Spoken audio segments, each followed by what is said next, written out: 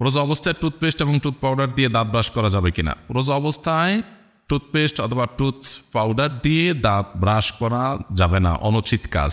যদিও আপনি যদি সতর্কতার সাথে করেন, থুতু ভিতরে না যায় সেটা খেয়াল রাখেন, খুলে করে ফেলে দেন, তাহলে রোজা ভাঙবে না। টুথপেস্ট দিয়ে আপনি রোজা অবস্থায় ব্রাশ করলে রোজা ভাঙবে না, কিন্তু কাজটা অনুত্তম কাজ, এটা মাকরু। কেন মাকরু? কারণ হলো এর ফলে আপনার থুতুর সাথে কিছু না কিছু আপনার ইচ্ছার বাইরেও ভেতরে চলে যায়, আপনি চাইলে তো অ্যাভয়েড করতে পারেন। সেজন্য আমরা সারি খেয়ে ফজরের আজানের আগে আগে টুথপেস্ট ইত্যাদি দিয়ে ব্রাশ করার দরকার, সেটা ব্রাশ করে ফেলবো, কিন্তু দিনভর বেশি বেশি মেসওয়াক দিয়ে আমরা দাঁত মাজবো। মেসওয়াক ব্যবহার করা রোজা অবস্থায় জায়েজ, শুধু জায়েজ না বরং সুন্নাত। রমজান একটা স্পেশাল আমল বলতে পারেন। আমাদের আয়েশা রাদিয়াল্লাহু তাআলা বলেছেন, নবী সাল্লাল্লাহু আলাইহি সাল্লাম রোজা রেখে এত বেশি মেসওয়াক করতেন যে গুণে শেষ করা যাবে না। সেজন্য বেশি বেশি মেসওয়াক করা যেতে পারে আমাদের দাঁত পরিষ্কার, মুখ পরিষ্কারের জন্য, বরং সেটা করা উচিত। আর সাধারণ খালি ব্রাশ দিয়ে আপনি ব্রাশ করতে পারেন। পেস্ট বা পাউডার দিয়ে ব্রাশ করতে হলে সেটা রাতের বেলায় করবেন। আমার ছেলে বিবাহ উপযুক্ত, সে চাচ্ছে বিয়ে করে স্ত্রীকে দিনী পরিবেশে রাখতে। তার ছোট একটি দোকান আছে, তা দিয়ে তেমন আয় হয় না। আমাদের নিজেদের বাড়ি নেই, আমার আরও দুইটি ছেলে আছে। আমার বড় ছেলের বয়স 24 বছর। এখন কি চাইলে ঢাকায় বাসা ভাড়া থেকে বিয়ে করাতে পারবো কিনা জানাবেন দয়া করে। অবশ্যই পারবেন।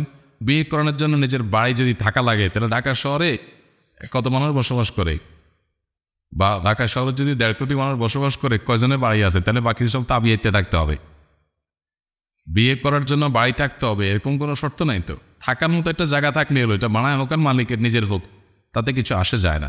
এখন প্রশ্ন হলো যে আরও 2 ছেলে আছে, তারা বিয়ের উপযুক্ত বা তারা বালিগ হয়ে গেছে, তাহলে তাদের সাথে পর্দা কিভাবে করবে?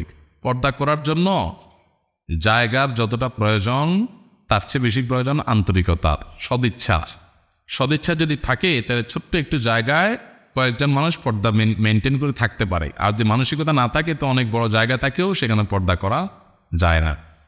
তো আমরা গ্রামাঞ্চলে এখনও অনেক জায়গায় দেখি, একসময় অনেক বেশি ছিল, এখন আস্তে আস্তে গ্রামও ধ্বংস করে ফেলা হয়েছে সাংস্কৃতিক আগ্রাসন দিয়ে। গোটা দেশের শিক্ষা, ধর্মীয় সংস্কৃতিকে ভেঙে চুরমার করে ফেলা হয়েছে।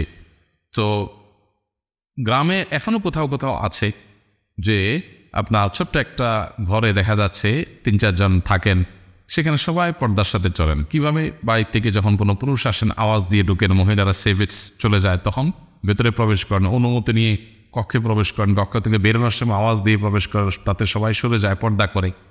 তো এইভাবে ইচ্ছা থাকলে পর্দা করা সম্ভব, আর ইচ্ছা না থাকলে অনেক বড় বড় ফ্ল্যাটে থেকে, অনেক বড় বড় বাড়িতে থেকে, বাংলাদেশ থেকেও পর্দা করা সম্ভব নয়।